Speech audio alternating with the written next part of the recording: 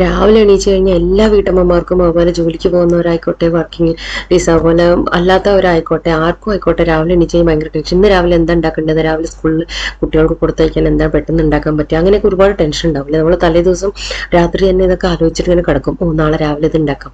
അപ്പോൾ അതിനൊക്കെ പറഞ്ഞു കഴിഞ്ഞാൽ പെട്ടെന്ന് നമുക്ക് ഉണ്ടാക്കിയെടുക്കാൻ പറ്റിയ സാധനങ്ങളും അതൊക്കെയാണ് ഇന്നത്തെ വീഡിയോയിൽ ഉൾപ്പെടുത്തിയിട്ടുള്ളത് കേട്ടോ.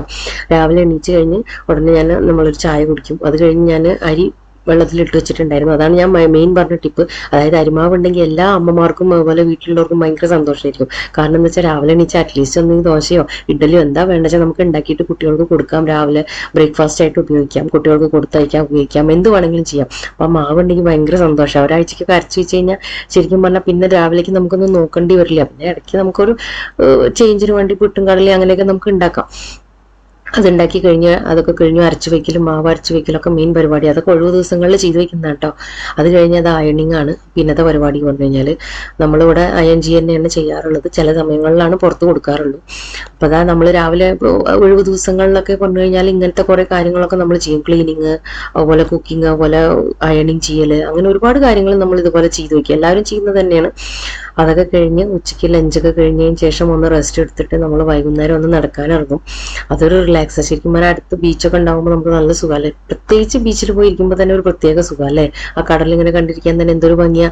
അങ്ങനെ കടലൊക്കെ കണ്ടു കഴിഞ്ഞ് വൈകുന്നേരത്ത് ഡിന്നറിനുള്ള പ്രിപ്പറേഷനും ഇതൊക്കെ കൂടിയായിട്ട് വരാം. പിന്നെ എന്താ വെച്ചാൽ IPL നടക്കല്ലേ. ഇപ്പൊ എല്ലാവരും അതിന്റെ മുമ്പിലല്ലേ. ഇപ്പൊ എല്ലാവരും അതിന്റെ ഇതിലാണ്. അപ്പൊ IPL തുടങ്ങുന്നതിന് മുമ്പ് വേഗം പോയിട്ട് വരാലോ പറഞ്ഞിട്ട് ഒരു ഈവനിങ് ഇതായിട്ട് പോയി വന്നു. പിന്നെ രാത്രിത്തെ ഡിന്നറിനുള്ളത് ഉണ്ടാക്കണം. ഇതാണ് ഞാൻ പറഞ്ഞ രണ്ടാമത്തെ ടിപ്പ് പറഞ്ഞു, പെട്ടെന്ന് ഉണ്ടാക്കി കൊടുക്കാൻ പറ്റുന്നത്. കുട്ടികൾക്കൊക്കെ കൊടുത്തയക്കാനും സ്കൂളിൽ കൊടുത്തയക്കാനൊക്കെ പറ്റും. ജീരകം പൊട്ടിച്ചിട്ട് കുറച്ച് ഇഞ്ചി വെളുത്തുള്ളി പേസ്റ്റ് ഇടുക, കുറച്ച് ഉള്ളി ഇടുക, പിന്നെ പൊട്ടാറ്റോ സാൻഡ്വിച്ചാണ് ഞാൻ ഉണ്ടാക്കാൻ ഉദ്ദേശിച്ചത് രാത്രി.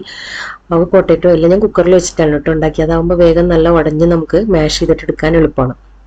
കുറച്ച് മുളക് പൊടി, കുറച്ച് കുരുമുളക് പൊടി, കുറച്ച് ഇഞ്ചി വെളുത്തുള്ളി പേസ്റ്റ്, കുറച്ച് ഗരം മസാല, അത്രയും വേണ്ടു. Kashmiri chilli powder. വല്ലാതെ മുളക് പൊടി വേണ്ട, കാരണം കുട്ടികൾക്കൊക്കെ കൊടുക്കാനാണെന്നുണ്ടെങ്കിൽ അധികം ഇല്ലാതെ ഉപയോഗിക്കുകയാണ് നല്ലത്. എന്നിട്ട് അത് നമ്മൾ നല്ലോണം ഒരു വിസിൽ, 1-2 വിസിൽ, പൊട്ടറ്റോന്റെ വേവിനനുസരിച്ചിട്ടാണ് കേട്ടോ. അത് നമ്മളുടെ ഓരോ ഇതിനനുസരിച്ചിട്ട് നമ്മൾ എടുക്കുക. ഞാനിവിടെ 1-2 വിസിലൊക്കെ വെക്കാറുണ്ട്.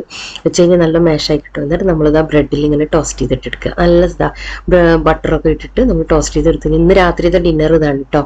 അപ്പൊ അതുകൊണ്ടാണ് അത് പ്രത്യേകം. പിന്നെ ചിക്കൻ ഫ്രൈ ചെയ്യാൻ വെച്ചിട്ടുണ്ട്. പൊട്ടാറ്റോ സാൻഡ്വിച്ചും ചിക്കൻ ഫ്രൈയും ആണ് ഇന്ന് രാത്രിത്തെ ഡിന്നർ. അപ്പൊ ഇതൊക്കെ കുട്ടികൾക്ക് കൊടുത്തേക്കും പെട്ടെന്ന് രാവിലെ പെട്ടെന്ന് ഉണ്ടാക്കാൻ പറ്റിയതാണ്. കാരണം കുക്കറിൽ തന്നെ ആയത് കാരണം വേഗം നമുക്ക് ഉടക്കൊന്നും വേണ്ട, ഉടഞ്ഞു കിട്ടും ഓൾറെഡി. അപ്പൊ എളുപ്പത്തിൽ ഉണ്ടാക്കാൻ പറ്റിയ ഒരു സാൻഡ്വിച്ചാണ് ഇത്. അതുപോലെ ഈ വീഡിയോ വൈൻഡപ്പ് ചെയ്യുന്നതിന് മുമ്പ് എല്ലാവർക്കും ഇത് ഇഷ്ടപ്പെടുകയാണെങ്കിൽ സബ്സ്ക്രൈബ് ചെയ്യുക, ലൈക്ക് ചെയ്യുക, ഷെയർ ചെയ്യുക, കമന്റ് ചെയ്യുക, അതുപോലെ ഫോളോ ചെയ്യാനും സപ്പോർട്ട് ചെയ്യാനൊന്നും മറക്കരുത്. അപ്പൊ അടുത്ത വീഡിയോ ആയിട്ട് വരുന്നതായിരിക്കും. ബൈ.